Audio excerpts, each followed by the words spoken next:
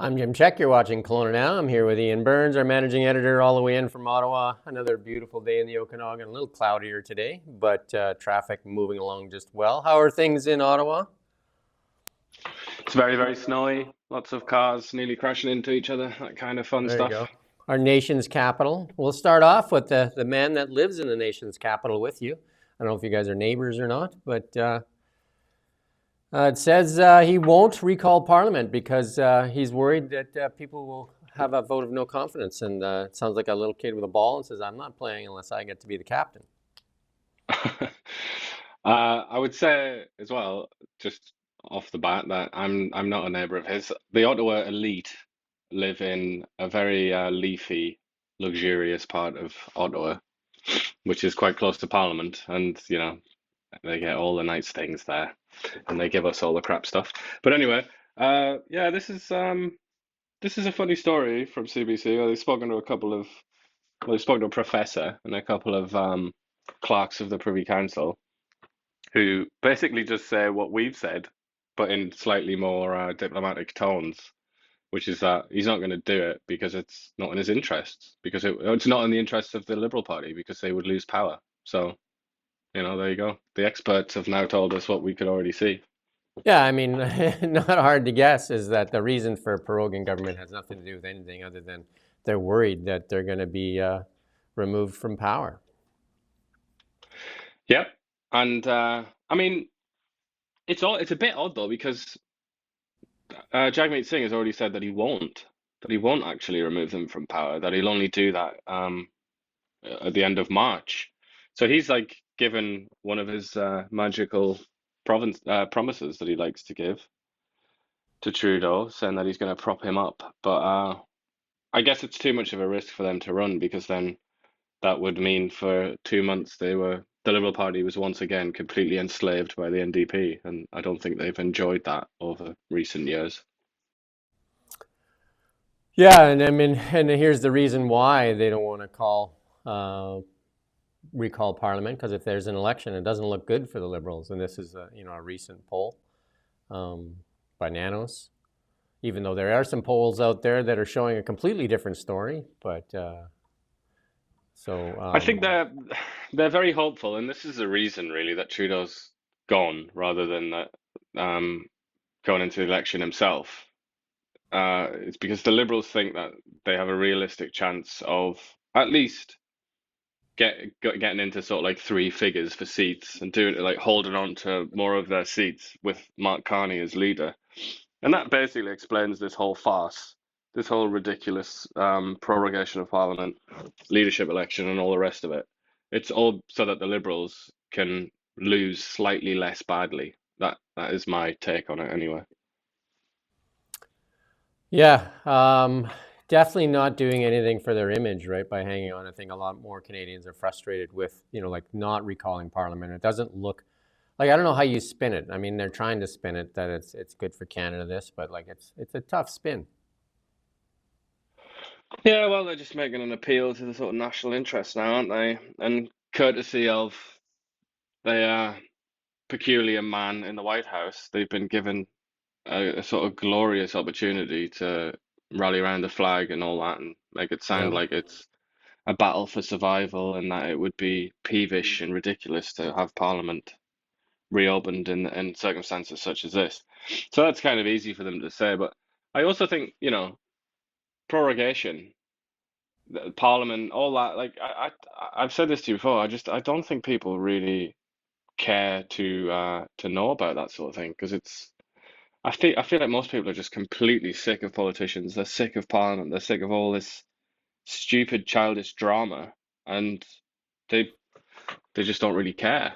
Would be my suggestion, but I don't know. I mean, like I've said, if an emergency of some sort, obviously we're in an emergency, but if that emergency were to require legislation and the Liberals still wouldn't do it, wouldn't reopen Parliament, then I feel like it would break through and people would realise what's going on. But I think as it is, the Canadian people just generally loathe politicians, loathe politics, loathe Parliament, and they don't really want to know anything about it, which is, I suppose, fair enough. Yeah, like we go back to the polls. Some polls showing Conservatives winning handily, and then some polls are showing, especially in Ontario, that the Liberals are gaining a lot of ground. But then we look at poly markets, and then that's the next graph here.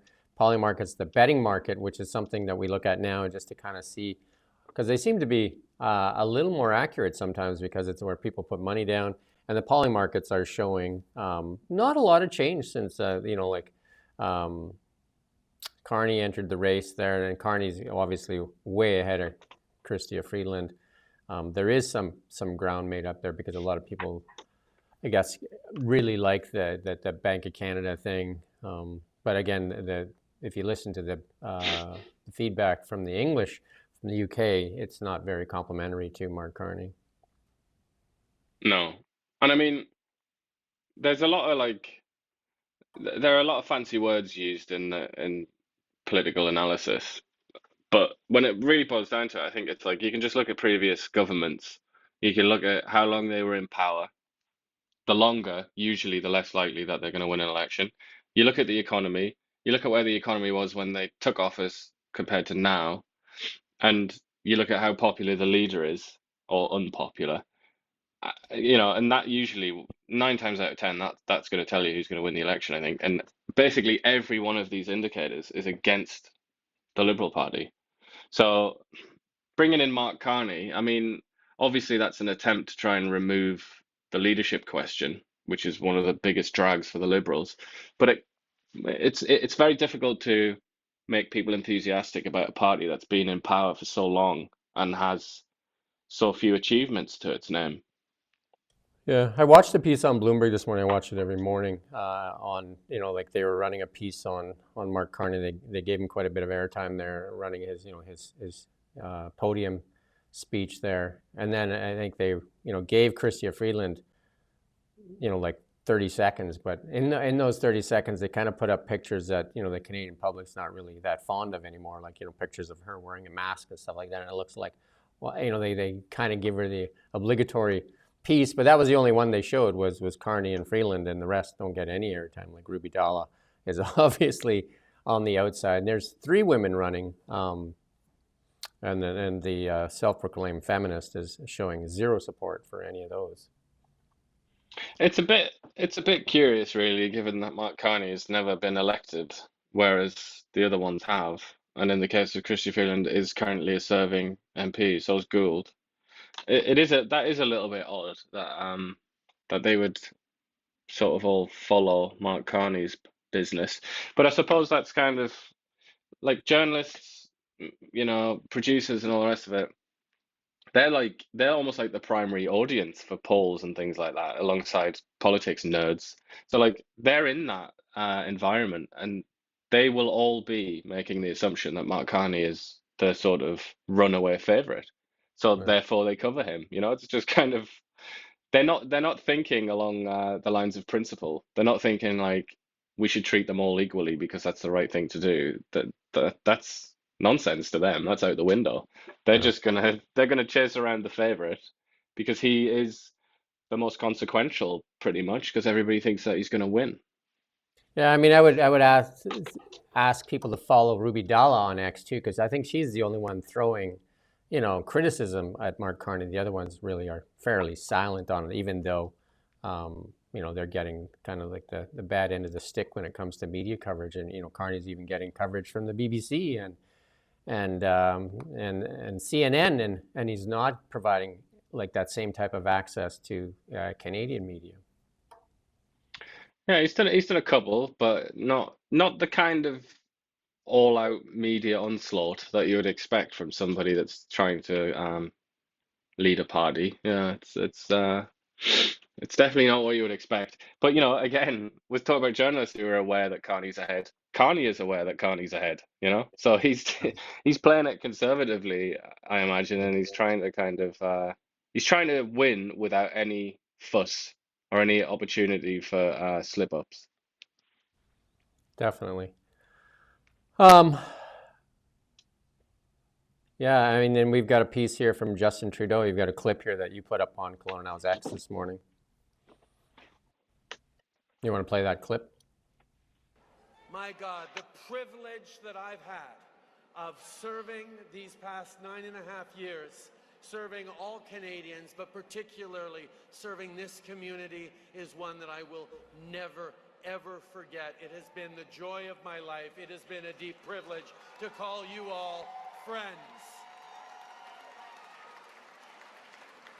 And to recognize that there is still so much work for you all to do. And I'm going to be on a beach somewhere, right? No, I'll still be around, but there is work to do, to continue to raise each other up, to make sure Canadians see each other, truly see the extraordinary, rich diversity of this country. Not take for granted that diversity makes us stronger, but knows that every single day we have to stand up for it, we have to fight for it, we have to remember what's worth fighting for. That's something that all Canadians should strive for, because when we help our fellow Canadians reach their full potential, we all benefit. When Black businesses succeed, our whole country succeeds. When Black organizations succeed, our communities become stronger. When we empower Black youth, our future becomes brighter for everyone. When Black Canadians succeed, Canada succeeds. That's what brings us together tonight, my friends, and that's why we can be so optimistic about the future we will continue to build together. Happy Black History Month. Bon mois de l'histoire des Noirs. Thank you all. Merci, mes chers. Well, he's got a great future as a drama teacher. That was I just thought that was vintage Trudeau. That like sort of the perfect embodiment of all things Justin Trudeau there. Just like for me anyway, as somebody that like I'm just a humble journalist that's followed politics for many years. But I mean, for me, it's like gaff after gaff, just again and again and again. Like, why did he say, I've loved serving Canadians, but particularly this ethnic group of Canadians? What? What are you talking about? It's such it's just so crazy. And then also handing that little clip to the Conservative Party of I'll be on a beach somewhere. Like, why does he do it? Why does he do it to himself? It's just like relentless gaff machine, I must say. But I mean, whatever. There you go. That's him. the last impassioned one that I remember him doing was the I'm a feminist and a friend of the female, and and giving the Americans, calling the Americans out for not voting for Kamala Harris. And here it is, his opportunity to prove for once that the speeches he makes are actually like that he believes in them, is to support Chrystia Freeland, Karina Gold, or Ruby Dalla, and not a chance. Yeah, and then he could easily, you could imagine, let's summon his shade here into this conversation. He would say, "Oh yeah, well in this case I happen to think that Mark Carney is," because obviously he is supporting Mark Carney. He's not said that publicly, but he is. But he came out and say, "I just think Mark Carney's like so good. He's like such an economic wizard, and he's just perfect for the moment right now." But if he said that, the ridiculousness of his comment about Kamala Harris would be highlighted, wouldn't it? Because the American people made a determination similar to that. They thought that Trump was better than Kamala Harris, regardless of their, anatomy. That's what they thought. And it's exactly the same thing with him. He just thinks that Carney is better than Chrystia Freeland, and he's not willing to put her ahead of him just because of her sex. Yeah. Let's switch a little bit to our own hometown here, Kelowna. And then we see that building permits have dropped way off, although occupancy permits have, and that's all those rental properties that have now are finished, and a lot of the developments from the past are finished, but not a lot of cranes going on in Kelowna for building new units. And we're seeing that across the country, actually, right? So, but the city of Kelowna saw a 16% decrease in the number of building permits in 2024. And this is kind of playing out all across Canada. And this is one of the pillars that the Liberals are running on about building. I can't remember the amount of homes they're going to build, like a lot. Well, they've been criticised quite a bit, haven't they? Tracy Gray the MP for or one of the MPs for Kelowna. She in Parliament has, well, he's now gone, isn't he, Sean Fraser? But or he's going to be gone quite soon. But she attacked him, didn't she, for the lack of homes being built in Kelowna. So the It's a bit of a sticking point.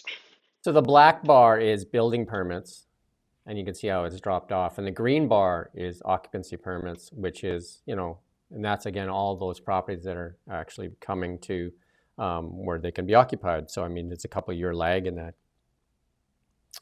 So yeah, but it's going to also hurt going forward because you need the building permits, and it takes a couple of years for things to kind of build out, right? And we're seeing that drop off.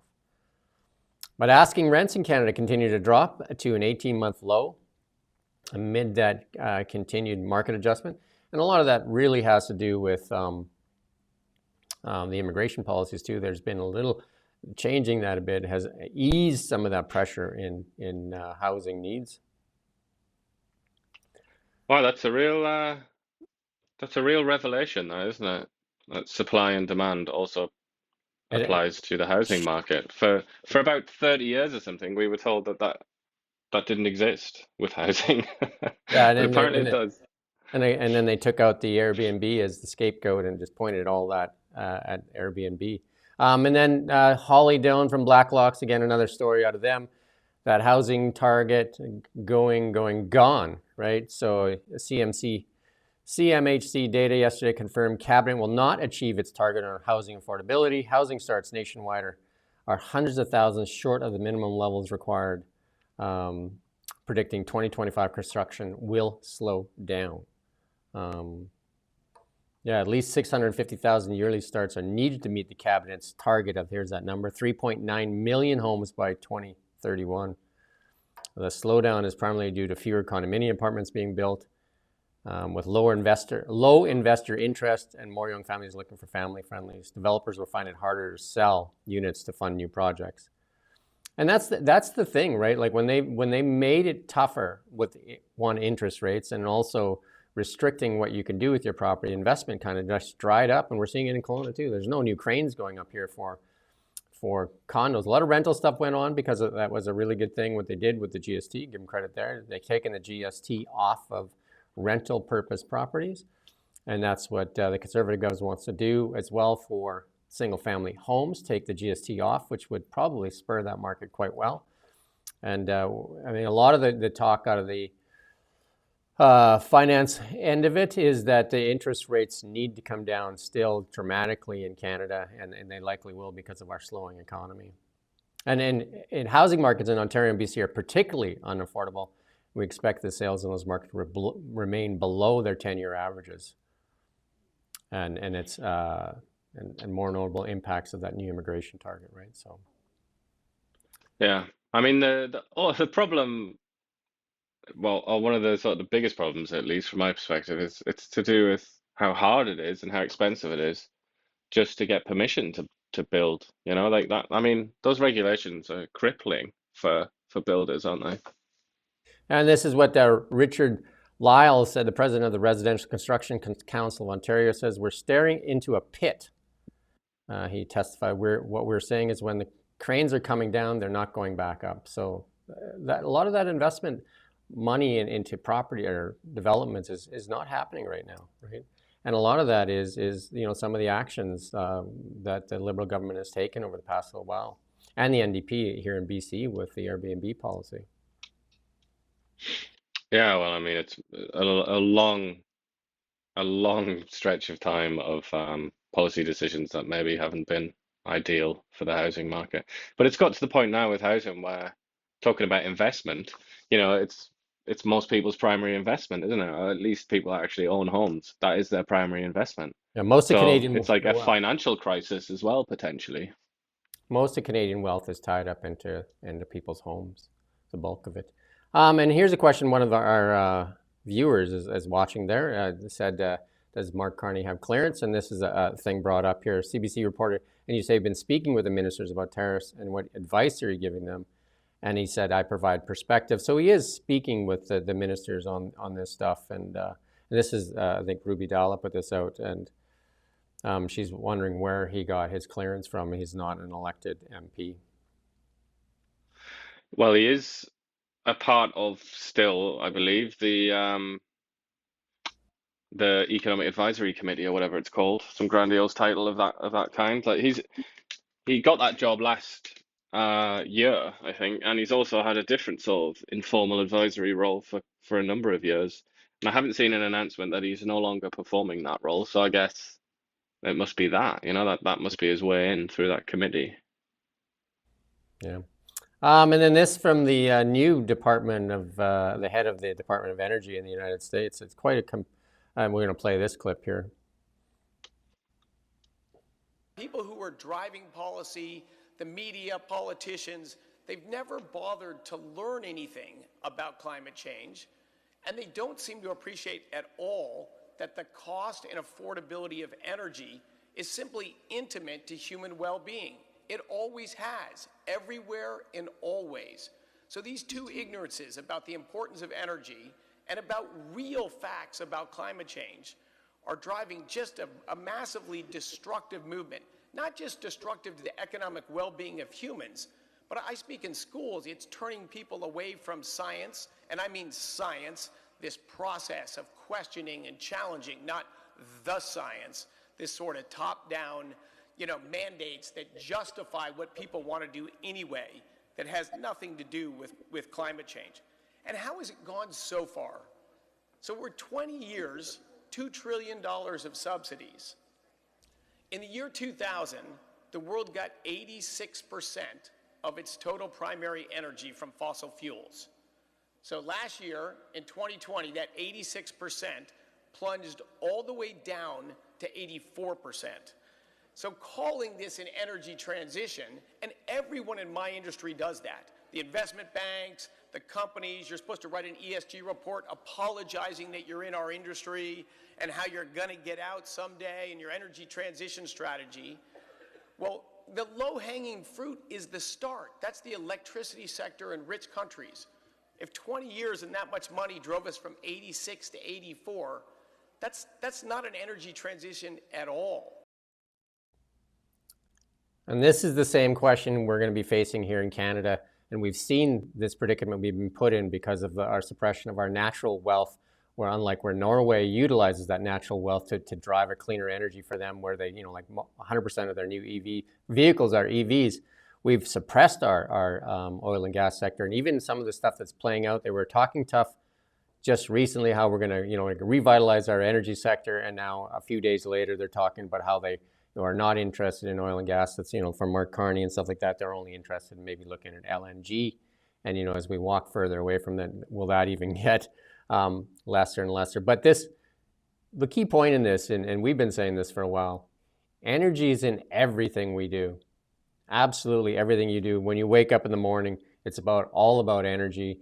We're coming to you here through energy. Like we wouldn't be able to see us if there's energy. Some of you may like that if we didn't have the energy, but energy is an essential for the basic human survival, and in Canada it's being taxed like it's a luxury.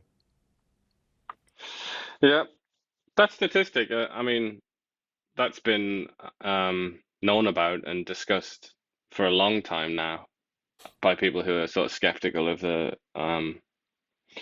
plan to fight climate change or whatever you want to call it, the statistic of fossil fuel use. And that sort of like bounces up and down from year to year as well. Sometimes I think it might even have gone over that level, like over a period of like 30 years or something, like higher more recently. But that's because fossil fuels work, don't they? And that's because fundamentally we sort of like look at ourselves, don't we? In Canada, which is the most ridiculous thing of all, since Canada represents it might as well represent zero carbon emissions. You might as well just have that in your mind because it's so tiny, it's so low, it's basically nothing.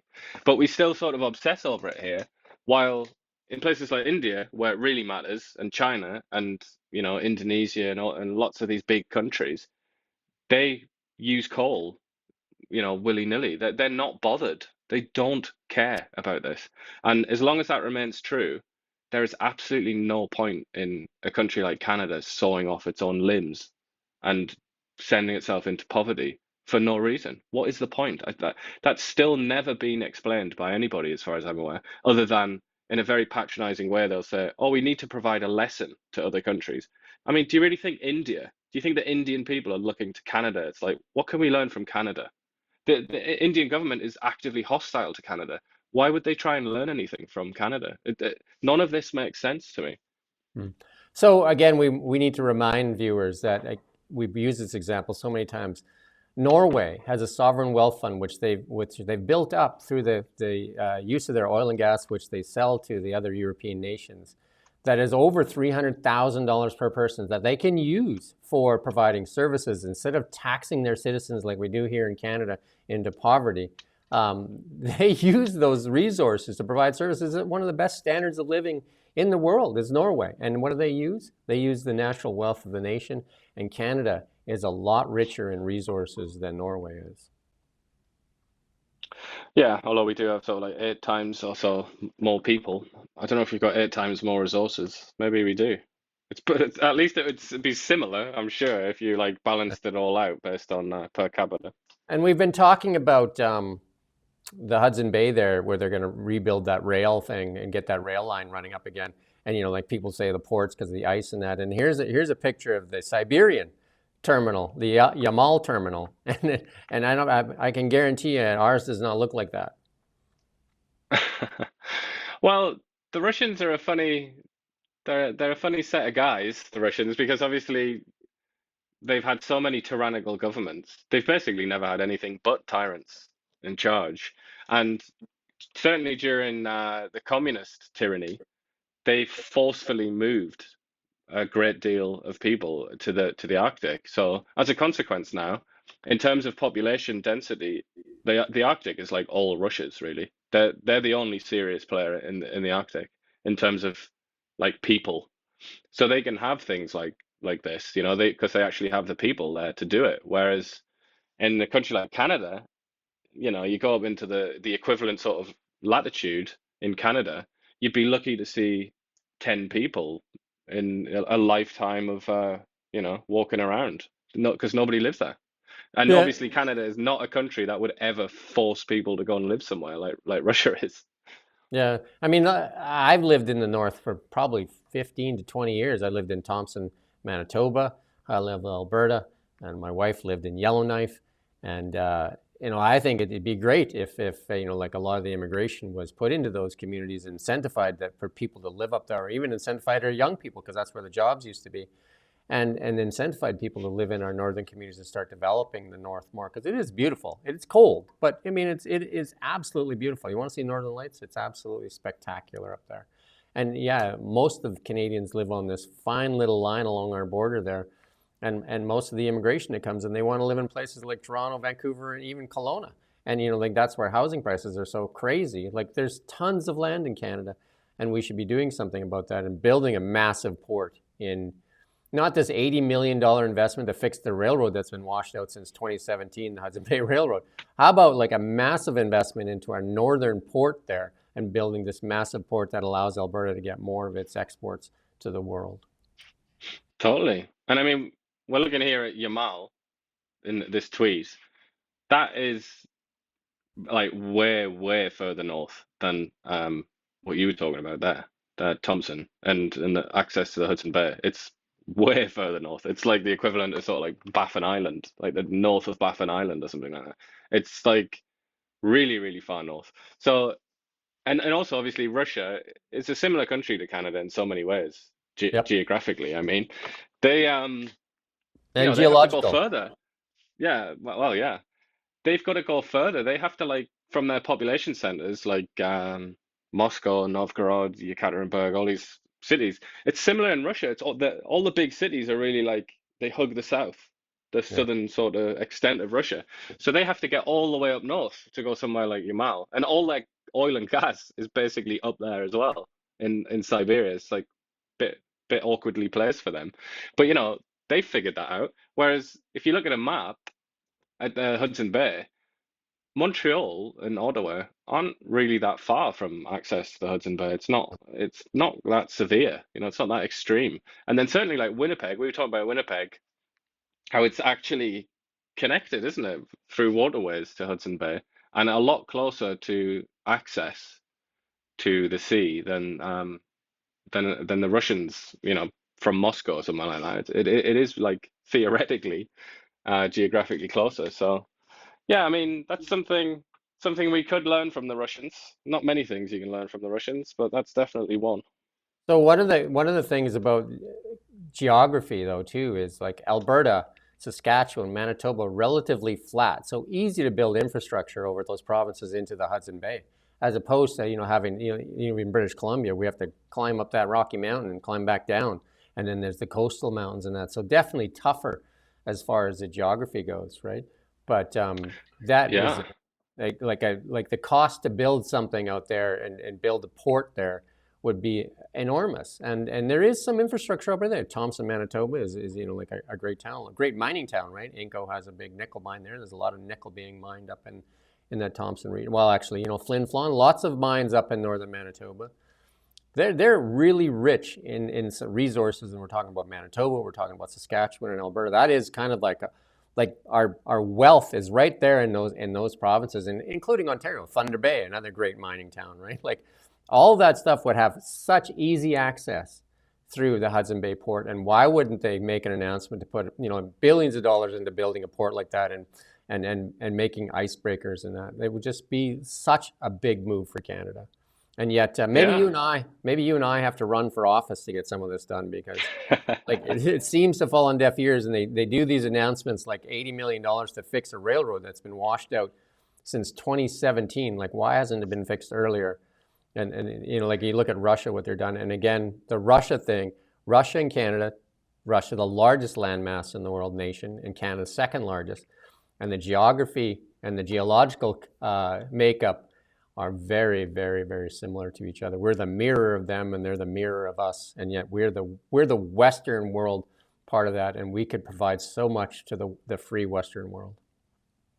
Yeah, and could have really got a lot of our friends out of a jam over the last few years, couldn't we? Particularly in Europe, as they've suffered because they've not had access to Russian resources. We could have stepped in there, couldn't we? Or we could have done it a long time ago so that they wouldn't have had to be reliant on Russia in the first place.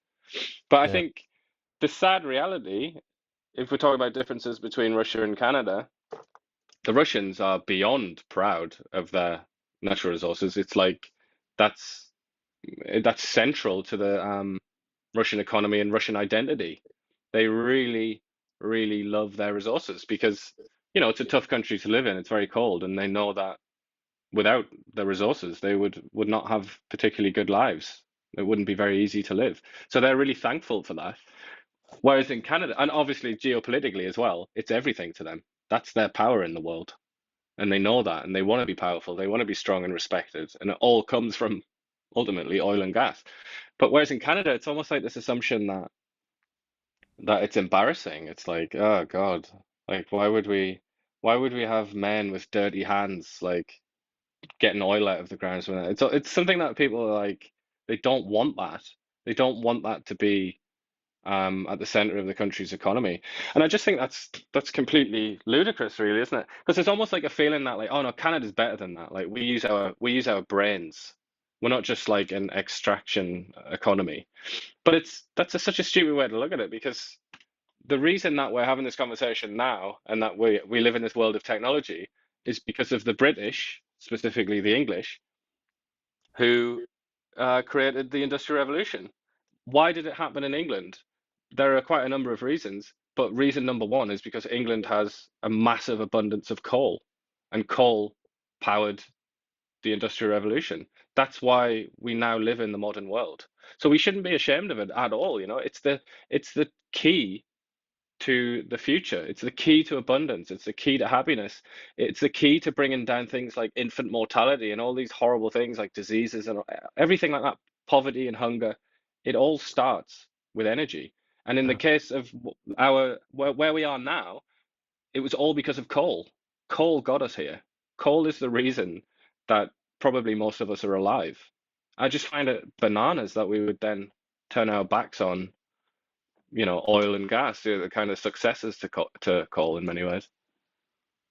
Yeah, I mean, I think one of the things that the people need to do is start asking questions. All that wealth is beneath our feet, and that's again in the potash, the uranium, the oil and gas, the LNG, the gold, the silver, the copper. All those things are beneath our feet. And ask yourself, who will lead Canada into an age of abundance that will allow us to tap those natural wealth to provide services beyond compare and make Canada, a rich nation that really takes care of its people and raises everybody up, as opposed to, forcing people into poverty with the taxation and then sprinkling breadcrumbs out there where the masses have to beg for more breadcrumbs.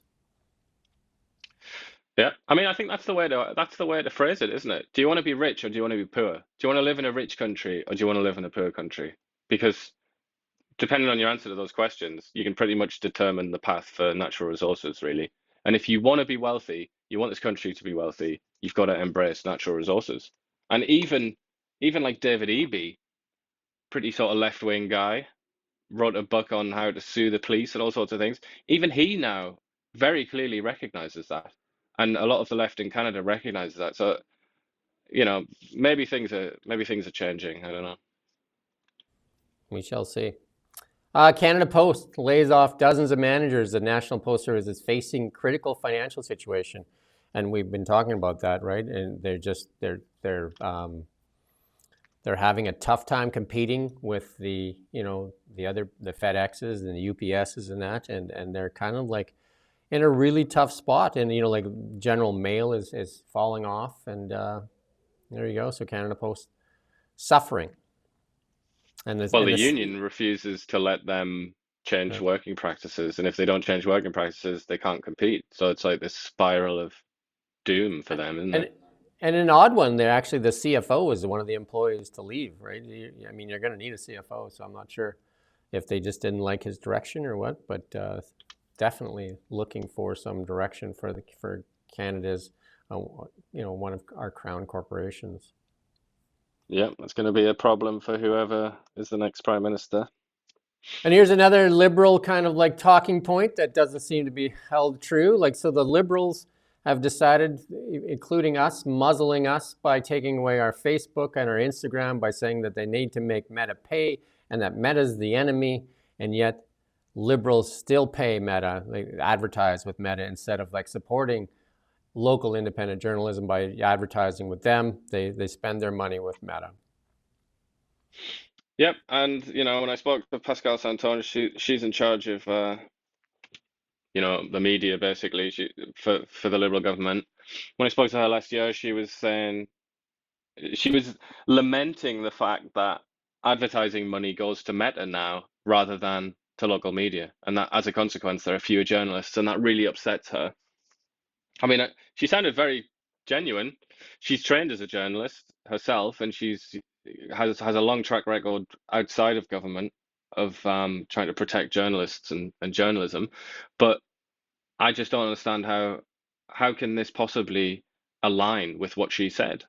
It obviously doesn't, because now the Canadian government is becoming one of these is becoming one of the entities that has directed money to Meta rather than local media. Like, this is all about promoting the GST break. Yeah, the tinsel. And they're saying that's so important to do. Why if it's so important, why didn't they advertise with local media? Could it possibly be? You tell me, Jim. I don't know. Could it possibly be because local media is banned from Facebook and therefore not as many people will see it? Yeah. And and the thing that's so important is what Chrystia Freeland, the deputy prime minister and finance minister, said it was nothing more than a political gimmick. But here, this political gimmick is, and they're putting $100,000 to Facebook or Meta for it to advertise the taco and tinsel GST break, and Justin Trudeau was tweeting about it just today, I think, all about this great thing. And then that's just on Meta. Imagine what they're putting into the other platforms. And again, we get zero funding, and no media outlet should get funding. But why are they giving it to them and banning us? Give us back our Facebook and Instagram. Repeal Bill C-18 right now. That's enough. Well, it's a little bit unfair in a sense, isn't it? Because the federal government is on Facebook now. You know, they get to use Facebook as a way to get their sort of to Yeah. advertise their wares, but we can't because of what they've done. It's just kind of like the hypocrisy is like multi-layered, and it's like each layer makes it worse and worse and worse. I just I think this is, as Michael Geist said, the copyright lawyer. I think he does some other areas of law. What he said was this is just like a legislative error. It's just they just made a mistake, and then rather than admit that they made a mistake, they've just dug in their heels and just tried to see what happens basically. And it's just like here we are now. It's a calamity. Yeah, I mean, I think that's kind of like the path for the Liberals. They really have a tough time admitting mistakes, including even the carbon tax, because it's not like they're getting rid of the carbon tax. They're just kind of repackaging the carbon tax so that, it's just, again, they've repackaged it so many times. Yeah. Well, I feel like even when they admit all sorts of things, even like when Trudeau stepped down, it was almost his explanation was something, along the lines of Pierre Polyev is such a populist and he's such a liar and a nagger, and he's interfered so much with the natural discourse between a government and its people that now I have to step down because of him. Because he's such a little irritant, and he's telling all these lies. It's like, or maybe the Canadian people aren't really very supportive of your policies, but that's never entertained, is it? That's never considered as an explanation for why Justin Trudeau and the Liberals might not be all that popular. WikiLeaks says U.S. aid was funding over 6,200 journalists across 707 media outlets and 279 media NGOs, including 9 out of 10 media outlets in Ukraine. This thing that they're uncovering there is really showing a lot of, and a lot of people are mad at Elon Musk for showing people where money is being spent. I'm not sure why people would be angry about that when he's just, these are tax dollars that you as a citizen, it's not ours, but I mean, same thing goes for Canada. Wouldn't you like to know where they're wasting our money? If somebody could open it up and see things, because they're using software, like fancy, like software engineers to dig in there, because these things are purposely built to be really complicated and hard to find out where money's going, but they've used some young bright minds and some software to kind of dig in and see where all this money's going. Yeah. I mean, to be fair, this kind of thing has been going on for a very, very long time. Obviously, like during the Cold War, the Americans were funding all kinds of propaganda outlets all over the world, and Radio Free Europe. But they were also bunging in money to, like, any old magazine that would pop up and be in favor of, like, let's say NATO and the free market or something. The Americans will be on that like a shot, and they throw money at it. And quite famously, the CIA was doing that as well. So countries do this kind of thing. They fund propaganda in foreign countries that they think will, not just propaganda, not just media, but also like NGOs and charities or whatever. They basically fund people that they think will promote ideas that will ultimately be beneficial to the United States if those ideas are spread. And this is why in Russia, for example, that's why they banned all this stuff and they made them all register as foreign agents, like a lot of American organizations and Western organizations, because Western countries have been doing this kind of thing for just so long. But what's very interesting is usually they kind of there's usually a bipartisan approach to this kind of thing in America, at least, where they won't air their dirty laundry and tell the whole world what they've been up to. But obviously this Trump presidency is so revolutionary, let's say. It's so different from the previous ones that they're showing you. They're saying, look what we've been doing. Look at all these influence operations that we've been running. And yeah, I mean, this is huge, I think. It remains to be seen, like, what actually happens in the long run. Because if the Democrats win the next election, they might just like reinstate all of this, and then Yeah, they'll be forgotten about. the interesting one in there is 9 out of 10 media outlets in Ukraine. And then when's the last time Ukraine had an election? Yeah, when actually? I think it was when was that? I think it was 2020 or something like that. Yeah, it was a while ago. Yeah. And then there was some stuff out of it. Wasn't in our story, but there was some stuff out of President Zelensky saying that he would consider peace if on one of two conditions. Either he gets accepted as a NATO member or he can have some nuclear weapons. And I think Trump said that's a no-go on both of those. So Yeah, I've just checked. It was 2019. That was the last Ukrainian election. yeah, we have to be careful that Justin doesn't find out how to do it like that. You can hang on to power forever. That's a joke. Well, he'd have to declare martial law. That's what happened in Ukraine. So, I mean, what's he gonna? He needs to find a war. If he can find an enemy for us to declare war on, then Bob's your uncle.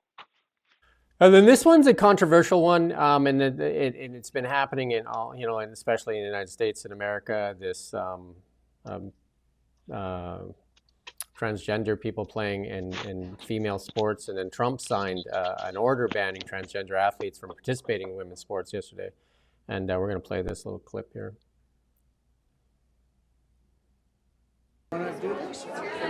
Watch what I do, and then I'm going to give you some pens, okay? You ready? What a nice picture this is, huh, Governor? You ready? We'll do a good job. Wait, let me press that. I want to make this a really good signature because this is, this is a big one, right?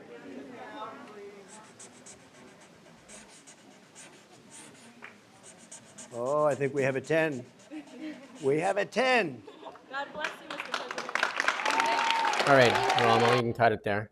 There you go. That's a trigger alert for a lot of people. The way he does his signature is a trigger for me.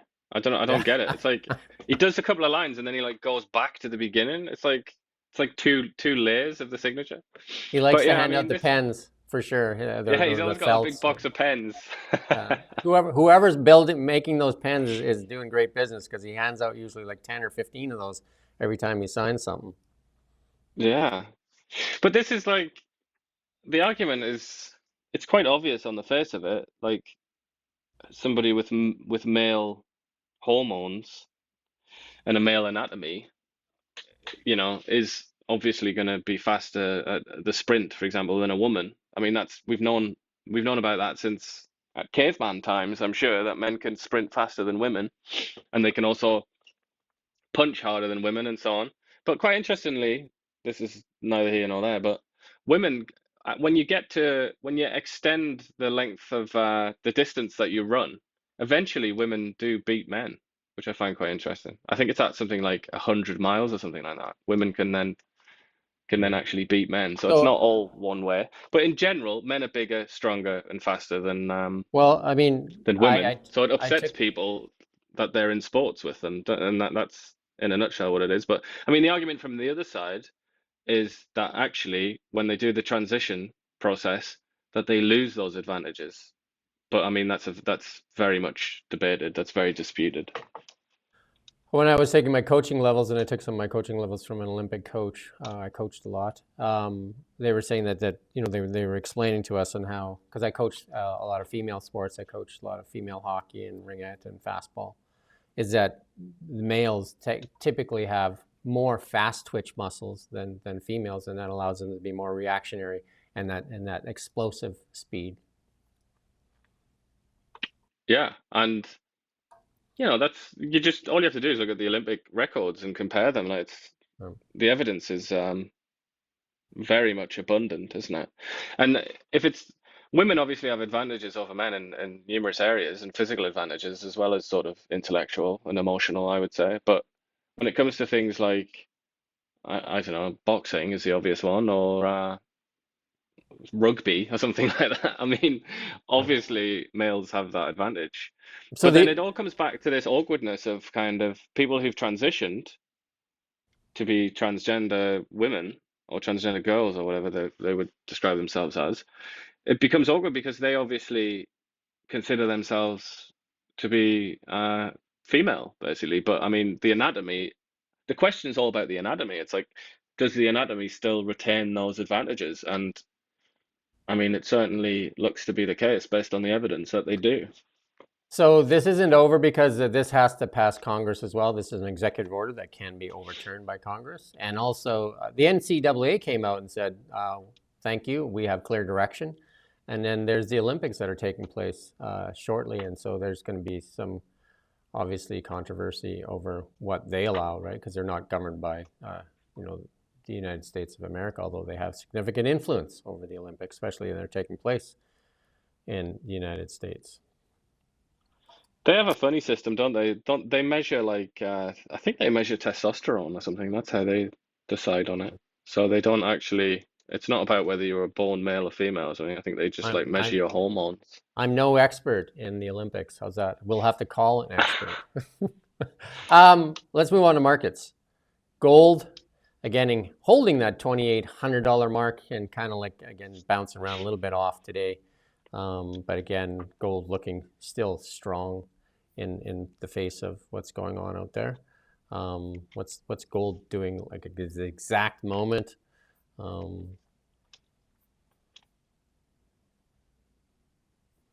In Canadian dollars, it's 4081.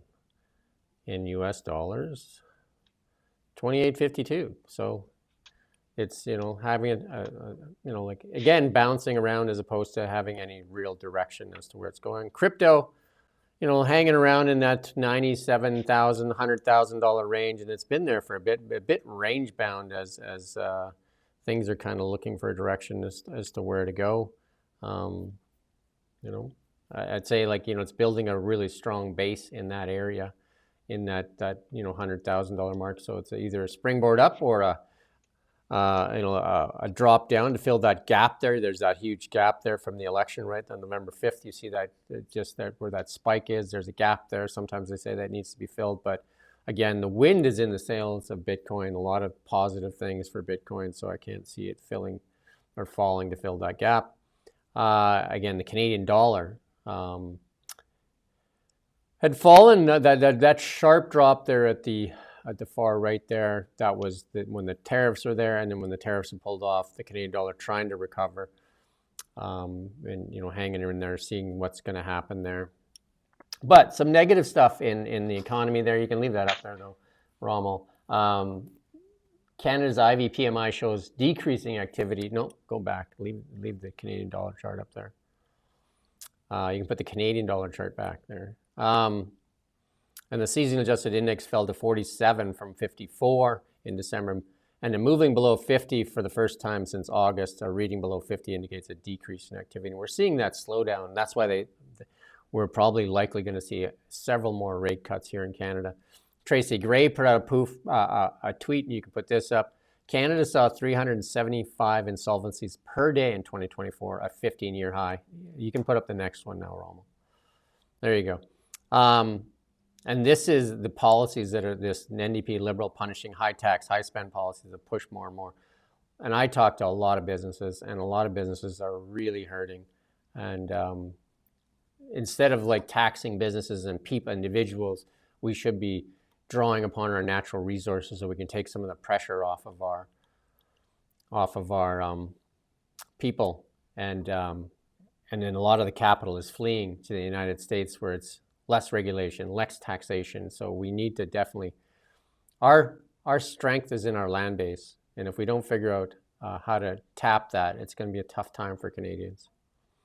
And then the Prime Minister Trudeau there is including a few former, no, just you can go back to the dollar, including a few former premiers to this economic summit that he's holding, and that includes Jean Charest and Rachel Notley. But, like one of the top economists in Canada and former Prime Minister, Stephen Harper, not invited to this thing. And, he's done some great work in the softwood lumber stuff. And he has more information there on, like he worked on the federal or the national stage. Doug Ford, he's throwing out some promises there, taking tax off the tolls, making the gas tax cut permanent, and banning so-called congestion charges. And this is the best time to get things from politicians when they need to get elected, right? So they're handing out the candy. In our AI world, and we're trying to speed up here a little bit because we've got another appointment here at 10 for another live stream. Apple releases new AI party planner. So there you go. If you want to plan a party, Apple can help. How does it work? The app allows these users to create custom invitations, manage RSVPs, even contribute photos to shared albums. There you go, Apple's contribution to the world of AI.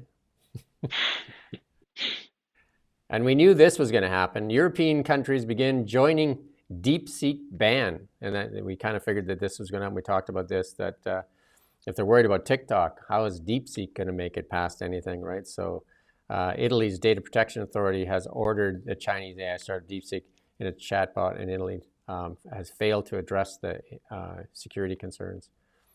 Out of Tesla, now hiring engineers for the mass production of Optimus, Tesla's humanoid robot. Are you ready for the bipeds? They're on their way. Ford having a tough time making money with EVs, mounting EV losses for 2025. So, they make the Mach-E, they make a few other things, the Mach-E and the F-150 Lightning, their top ones. But their loss is up to $5.5 billion in 2025, they figure. That's what they project for losses. And they're really worried about tariffs coming in, and that could really upset, like some of the legacy automakers. And that's what I'm saying. If there's EV mandates in Canada and they're not in the US, most of those automakers will just go back to the US, and that's probably what Trump wants. And lastly, our meme for the day from the Babylon Bee. With all the cutting of government in the United States, it's the first fascist government in history to reduce the size of government. So that's the new type of fascism, I guess. My immediate question here is, does anybody ever actually read a Babylon Bee story, or do they just read the headlines? Because it seems like the headline is that's it, isn't it? It's like a one-line joke. Yeah, they typically do that. I think that goes for a lot of stuff on X. People, and even our stories, like people will read the headline and the comment without reading the story. I think X was putting into place, like, they were asking you if you were going to start commenting, don't you want to read the story first before you throw a comment up? Yeah, I remember that. Yeah. Anyway, that's our load for today. We're going to be doing the big white snow report for the weekend here in the next few seconds. So we do thank you a lot. We appreciate your comments, your thoughts, and your support. Thank you for watching Kelowna Now. We don't just report the news. We live here too. We're your neighbors, bringing you stories that matter to all of us. No government funding, no outside influence. Kelowna Any Now. good ones?